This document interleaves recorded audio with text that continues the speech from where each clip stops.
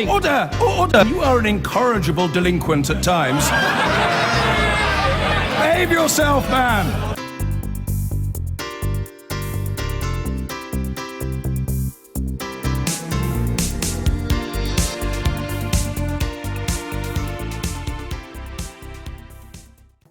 Well, let's go to the US elections now, and both Donald Trump and Hillary Clinton won big in last night's primaries, but the Republican frontrunner suffered one setback in Ohio. Our Washington correspondent Kylie Morris is there now. Kylie. Well, Kathy, take a look at this place. This is Cleveland, Ohio. I fear that when we come back here for the Republican convention in July, we may all be wearing gas masks. What is so important about what happened here last night is that with John Kasich's win, Donald Trump is now robbed of the possibility to accrue the number of delegates he needs to secure this nomination outright. Instead, it's very likely that the decision will be made on the floor of that convention, potentially with an open vote. So you've got three candidates, Kasich, Trump and the Texan Senator Ted Cruz, and rumours swirling around of other Republicans like House Speaker Paul Ryan potentially coming into the frame. Now, through all of this, Donald Trump is saying, well, hang on, I'm winning this thing. I'm winning the majority of primaries. I've got way more delegates than anyone else, and this nomination should be mine. Judging by the comments he's made this morning, he's saying, look, if I'm not getting this, I'm taking the party down with me. This Republican race has it all.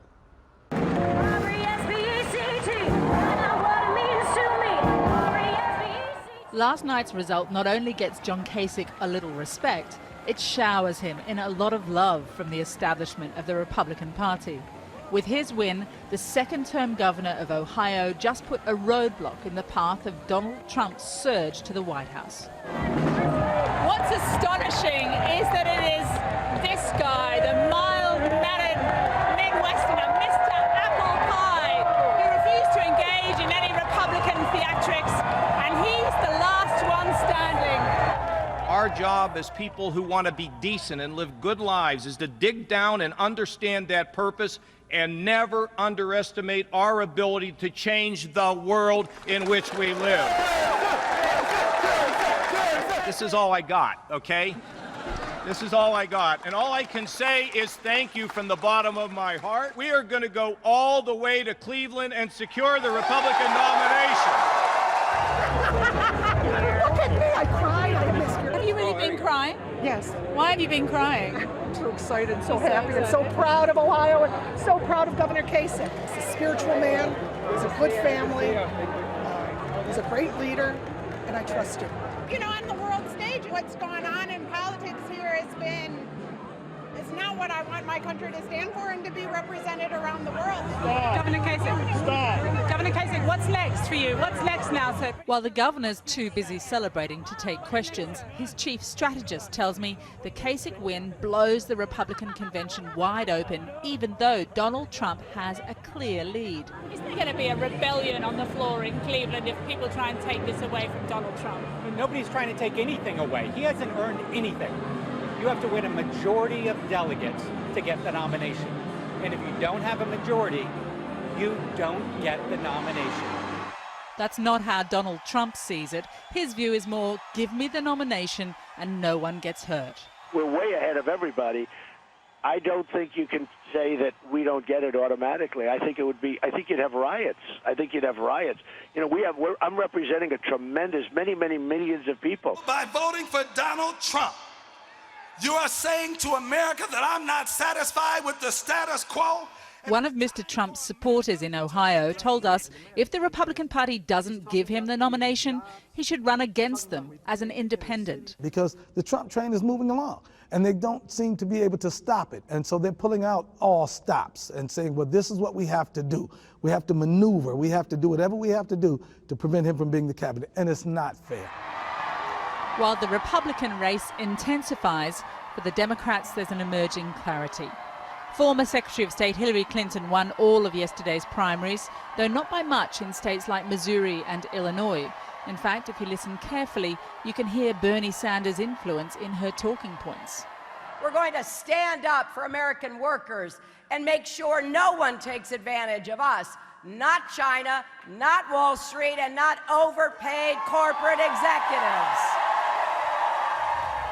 This truly an election where outsiders have set the agenda. For the Republicans, now the fight back begins. Well, Matt Fry drew the short straw. He's down in Florida, where, of course, Donald Trump had a very big win last night at the cost of a young senator who, for a moment, everyone believed was the future of the Republican Party. Matt. Indeed, Kylie. Well, Marco Rubio, the local son here, who was always going to be the salvation of the Republican Party, was squashed by Donald Trump. Trump had a 20-point lead over him here in Florida, which is astonishing because not only was Rubio incredibly popular here, but he was for a very long time seen as the kind of secret weapon against Donald Trump. I think the point that you made earlier about the nomination is this, that the Republican Party is caught between the devil and the deep blue sea. The devil is Donald Trump, who they really can't live with, but they can't live without him either. And whatever happens in the next few months, he will be in a majority position to say to the party, give me that nomination or somebody will get hurt. And I think the people who run this party, the so-called establishment of the Republican Party, are hearing that loud and clear. Just this morning, the governor of Florida, who really doesn't like Trump at all much, has endorsed him. And those endorsements will come down the pipe more and more. But here's the deal. Donald Trump has to do his bit as well. He's got to talk nice. He's got to have some decorum, behave more like he's in a country club and not getting rowdy in a bowling alley. That hasn't happened yet, but it may happen, should happen, perhaps in the next few months. And remember, we have an awful long time to wait before the actual vote. Watch this. As second homes go, this isn't too shabby. Donald Trump's Palm Beach estate, which doubles up as exclusive country club and the candidate's southern campaign bunker. It is one of the many ironies of this race that the richest man who's ever run for the presidency is also channeling the anger of poor America. Last night, the billionaire took to the stage, puffed up like a blowfish by victories, yet vexed by losing Ohio. And with an eye to the long march ahead, he did something unusual. He tried to make nice. We have to bring our party together. We have to bring it together. We have something happening that actually makes the Republican Party probably the biggest political story anywhere in the world. Everybody's writing about it all over Europe, all over the world they're talking about it. Millions of people are coming in to vote. But if Donald Trump wants to get to the nomination and have a chance of defeating Hillary Clinton in November, there simply aren't enough angry white men in America to do it for him. He needs to spend more time in places like Little Havana in Miami. Florida has had political attention lavished on it for decades because this state can make or break presidential candidates. And what's important here is not just the Latino community, but especially the Cuban American community, which has been traditionally very Republican indeed. But this time round, perhaps for the first time, they are bitterly divided about Donald Trump. Some see him as the strong man that America really needs, and others just see him as a racist. Trump needs to reach beyond his bedrock to the squishy middle. Not so easy, given his past rhetoric about Muslims and Mexicans. Donald Trump is saying so many things which are right for the people that it's nearly very frightening. I think it's going to be a bad thing for the country as a whole if he ends up being president. Every presidential election is a beauty contest for the most convincing reversioning of the American dream. And here, no one was more fetching than Senator Marco Rubio, Florida's local hero. The cherubic 44-year-old son of a Cuban-American barman and maid was supposed to be the Republican Barack Obama, the party's antidote to Trump, Latino and conservative. On paper, unbeatable, but down in the dirt of the arena, not so much. Wait. Don't worry about it, little Marco. Gentlemen, gentlemen. You ought to show up. Gentlemen, you got it. Rubio, total lightweight, and little mouth on him. Bing, bing, bing. Last night, he was squashed by Trump, although someone must have forgotten to tell the announcer. Please welcome Senator Marco Rubio! Rubio threw in his towel with a great speech, but one that was missing a willing audience outside the hall. We in this nation are the descendants of go-getters. In our veins runs the blood of people who gave it all up so we would have the chances they never did. The truth of this election so far is that America is tired of hearing about dreams that may never come true. Even here in the Sunshine State, the Great Recession has extinguished America's great optimism, and Donald Trump has come along to vent with the nation. Ultimately, this election is turning into an historic battle, a rage versus reason, Trump versus Clinton. America has 6 months to make up its mind. Matt Fry in Florida. Back in Ohio here, I'm joined by Lisa Sticken, who's a national figure in the Young Republican movement, as well as a local office holder. Yes. Lisa, everywhere but Ohio, it feels as though Donald Trump is overwhelming this race. Shouldn't he be the nominee?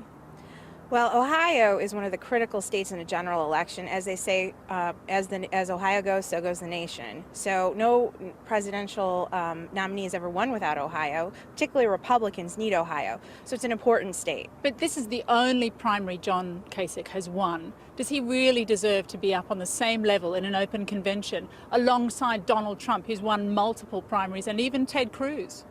Well, I think what's important in this race is we've seen ups and downs. We've seen Senator Rubio up, we've seen him down, we've seen Donald Trump have a few setbacks as well. This is definitely a roller coaster ride, and the whole key is if Donald Trump doesn't get to that magic number of delegates, which is, I believe, 1237, then it will be an open convention. So mathematically, it's there. But his supporters are saying, look, the rules are being changed. Suddenly the open convention, suddenly what they thought were the rules that they were playing by have been changed.